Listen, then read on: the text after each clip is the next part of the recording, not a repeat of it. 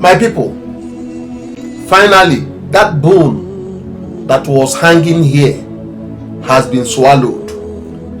That bone that was hanging at this very position has been swallowed. It has been watered down. Mazi Nnamdi has been convicted on 7 counts bordering on terrorism. Today, I didn't have the strength, the energy to talk about this very case, because to any person that followed this case bumper to bumper, that followed this case carefully, could understand that this case, the outcome of this case is not far from the expectation out there. If you are someone that reasons and asks questions, that the outcome of this very case today is not far from what you were expecting, if you can be honest with yourself, because the case was a kind of one-way trafficator. It was kind of, they are waiting for this very day. Everything has been gazetted, everything has been already settled. So I must tell you that what happened today in Abuja goes beyond a court ruling. It raises deeper legal and constitutional questions about fairness, due process, and the rule of law in Nigeria. From the very beginning, this conviction carried the shadow of premeditation. Remember, Nigerian court has previously ruled that Mazi Nnamdi was unlawfully abducted from Kenya and brought back to Nigeria through an extraordinary rendition.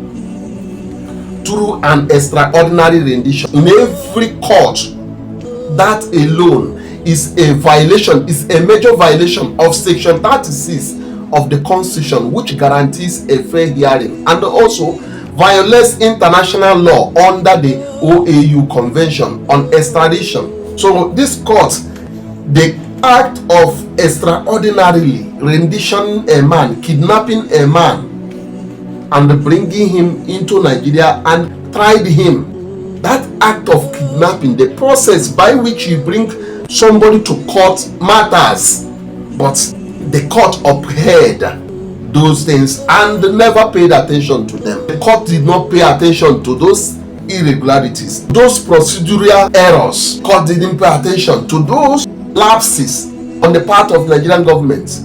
A criminal trial built on illegal arrest is already standing on broken legs, yet the court brushed this aside, never cared. Not only that, several earlier rulings, including the Court of Appeal decision that discharged him, pointed out that the government violated the due process and tainted the evidence under Nigerian law. Any evidence obtained through unlawful means is not admissible in the court. But in this matter, every evidence, all the evidence are standing. That principle is reinforced by the Evidence Act, and even the Supreme Court has consistently upheld it. Still, the prosecution's disputed evidence somehow became the backbone of this conviction. Then there is the issue of jurisdiction. Some of the counts against him involves actions alleged to have been committed outside Nigeria territory.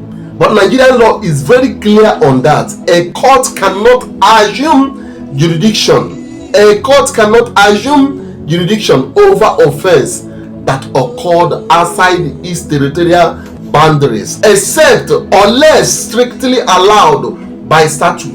This is a key argument that the defense raised, but it was ignored.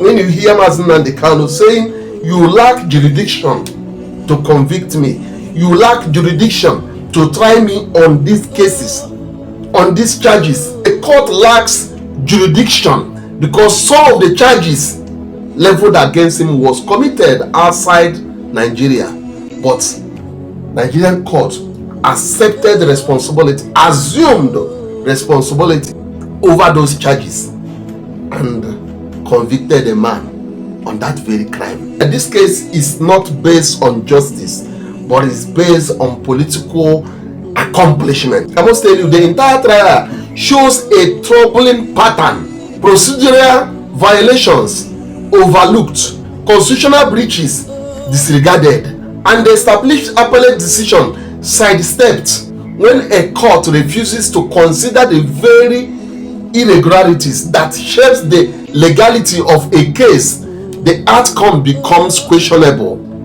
I don't have strength to talk about this thing. I'm just struggling to say it, to put these things together, because the conviction itself is something that makes you see law as an irrelevant something. At the end of the day, justice isn't just about pronouncing or announcing a sentence. It is about following the law to the letter. And in this matter, the law was bent, stretched, and in some areas completely broken. The conviction may have been pronounced, but I must assure you, I believe Mazi Nnamdi's lawyers can never accept it. This battle is far from over. It is far from over. At least they have shot one bullet. The state has shot their own bullet. Now, it is left for the defense to reorganize, to re-strategize, to approach the law, to show them the mirror of their irregularities, their lapses. Then we will understand what is justice. Because for me, everything that happened in this case, there is nothing like justice. A man being convicted of terrorism because of words of the mouth, not because he carried a gun, not because he was arrested shooting anyone, not because he was arrested, he was found with anything that relates to terrorism. No account of terrorism that is directly linked to him, yet he is convicted of terrorism. The whole process is marred with compromised precedent.